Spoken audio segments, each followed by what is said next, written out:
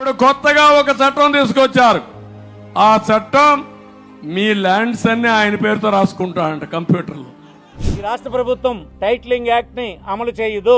చట్టం మేము అమలు చేస్తున్నామా ఈ రాష్ట్రంలో? లేదని మీకు 10 సార్లు చెప్పలేదా? కోర్టులో కావాలంటే కోర్టులో కూడా ప్రభుత్వం తరఫున మా న్యాయవాదులు వివరించలేదా? బ్రిటిషర్స్ సర్వే చేసినప్పుడు చుక్కల భూములను నిలిచిపెట్టినటువంటి అయోమయంగా ఉన్నటువంటి 3 లక్షల ఎకరాల భూమి చట్టాన్ని సవరణ చేసి డాటెడ్ ల్యాండ్స్ అన్నిన్ను ఆ సాగులో ఉన్నటువంటి రైతులకు ఇచ్చేటువంటి చట్టాన్ని తెచ్చి ఇచ్చే కార్యక్రమం ఈ 5 సంవత్సరాల్లో జరిపించినటువంటి జగన్మోహన్ రెడ్డి నీ భూములు తీసుకున్నట్లా కనిపిస్తున్నాడా?